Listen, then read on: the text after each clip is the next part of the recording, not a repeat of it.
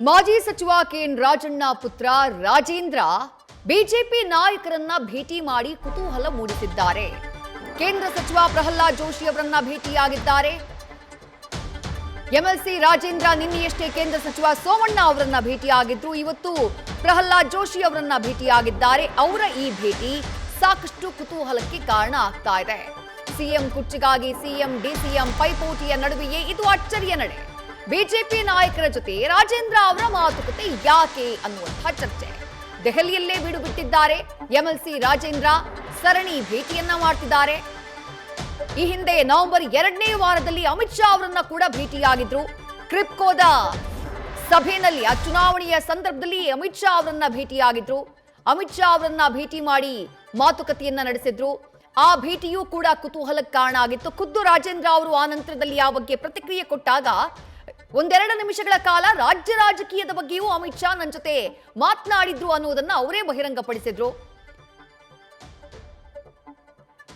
ಈಗ ಕೇಂದ್ರ ಸಚಿವ ಸೋಮಣ್ಣ ಇವತ್ತು ಪ್ರಹ್ಲಾದ್ ಜೋಶಿ ಅವರನ್ನ ಭೇಟಿ ಮಾಡಿದ್ದಾರೆ. ಮತ್ತಷ್ಟು ಡೀಟೇಲ್ಸ್ ನಮ್ಮ ಪ್ರತಿನಿಧಿ ಗಣಪತಿ ನೀಡ್ತಾ ಹೋಗ್ತಾರೆ. ಗಣಪತಿ, ಮೊದಲಿಗೆ ಅಮಿತ್ ಶಾ, ಆನಂತರ ಈಗ ಇಬ್ಬರು ಕೇಂದ್ರ ಸಚಿವರು ಭೇಟಿ ಯಾವ ಉದ್ದೇಶಕ್ಕಾಗಿ ಅಂತ ಹೇಳಿ, ಯಾಕಂದ್ರೆ ರಾಜ್ಯದಲ್ಲಿ ಕುರ್ಚಿ ವಿಚಾರವಾಗಿ ಕಾಂಗ್ರೆಸ್ ಪಾಳ್ಯದಲ್ಲಿ ನಡೀತಾ ಇರುವಂತಹ ಬೆಳವಣಿಗೆ ಗೊತ್ತೇ ಇದೆ. ಬಟ್ ನಾವು ಸ್ವಲ್ಪ ಹಿಂದಕ್ಕೆ ಹೋದ್ರೆ ಗಣಪತಿ, ರಾಜಣ್ಣ ಅವರ ವಿಚಾರವಾಗಿ ಬಿಜೆಪಿಗೆ ಸೇರ್ಪಡೆ ಆಗ್ತಾರೆ ಅನ್ನುವಂತಹ ಚರ್ಚೆ ಬರದೇ ಇರಲಿಲ್ಲ.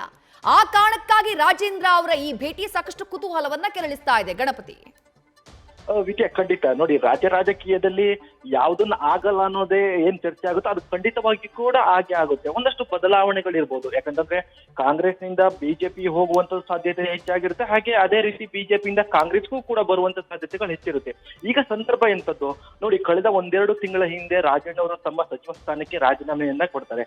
ಅದಾದ ನಂತರ ಬೆಳವಣಿಗೆಗಳು ಬಿಜೆಪಿ ವಲಯದಲ್ಲಿ ಚರ್ಚೆ ಆಗ್ತಿತ್ತು. ಬಹುತೇಕ ಬಿಜೆಪಿ ನಾಯಕರು ಹೇಳಿರೋದು ಏನಂತಂದ್ರೆ ರಾಜಣ್ಣ ಅವರು ಬಿಜೆಪಿಗೆ ಬರ್ತಾರೆ ಅನ್ನೋದು ಕೂಡ ಬಹುತೇಕ ಜಾಸ್ತಿ ಹೆಚ್ಚಿನ ಮಟ್ಟದಲ್ಲಿ ಚರ್ಚೆ ಆಗ್ತಿರುವಂತದ್ದು. ಆದ್ರೆ ಈ ವಿಚಾರಕ್ಕೆ ಸಂಬಂಧಪಟ್ಟಂತೆ ರಾಜಣ್ಣ ಅವರು ಯಾವುದೇ ರೀತಿಯಾದಂತಹ ಪ್ರತಿಕ್ರಿಯೆ ಕೊಡ್ಲಿಕ್ಕೆ ಬರಲಿಲ್ಲ. ಆದ್ರೆ ರಾಜಣ್ಣ ಅವರ ಮಗ ಇವತ್ತು ನೇರವಾಗಿ ಇವತ್ತು ಬಿಜೆಪಿ, ಅದರಲ್ಲೂ ಕೂಡ ಹೈಕಮಾಂಡ್ ನಾಯಕರನ್ನೇ ಭೇಟಿ ಆಗ್ತಾರೆ ಅಂತಂದ್ರೆ ಸಾಕಷ್ಟು ಕುತೂಹಲ ಕೂಡ ಇದ್ದಿದೆ. ಯಾಕಂತಂದ್ರೆ ರಾಜಣ್ಣ ಅವರ ಪುತ್ರ ರಾಜೇಂದ್ರ ಅವರು ಭೇಟಿಯಾಗುವಂತಹ ಅವಶ್ಯಕತೆ ಏನಿತ್ತು? ರಾಜ್ಯ ಕಾಂಗ್ರೆಸ್ ನಾಯಕರು, ಬಹುತೇಕ ನಾಯಕರು ಭೇಟಿ ಆಗ್ತಾರೆ, ಒಂದಷ್ಟು ಇಲಾಖಾವಾರು ಚರ್ಚೆ ಮಾಡ್ತಾ ಇದ್ರು, ಏನೋ ಒಂದು ಲೆಕ್ಕಾಚಾರದಲ್ಲಿ ಹೇಳ್ಬೋದಿತ್ತು.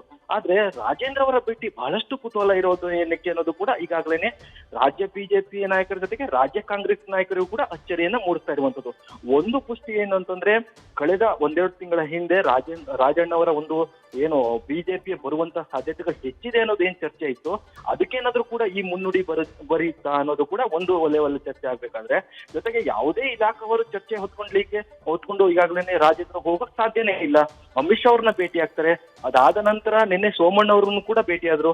ಅದಾದ ಬಳಿಕ ಇವತ್ತು ನೇರವಾಗಿ ಪ್ರಹ್ಲಾದ್ ಜೋಶಿ ಅವರನ್ನು ಕೂಡ ಭೇಟಿಯಾಗಿದ್ದಾರೆ. ಎಲ್ಲ ಒಂದ್ ಕಡೆ ಇದು ಬಿಜೆಪಿ ಬರುವಂತಹ ಮುನ್ಸೂಚನೆಯ ಅನ್ನೋದು ಒಂದು ಪ್ರಶ್ನೆಯನ್ನ ಹುಟ್ಟುತ್ತೆ.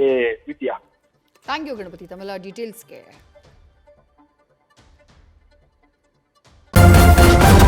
ನ್ಯೂಸ್ ಫಸ್ಟ್, ನಿರ್ಭೀತಿಯಿಂದ ನಿಮ್ಮ ಪರವಾಗಿ.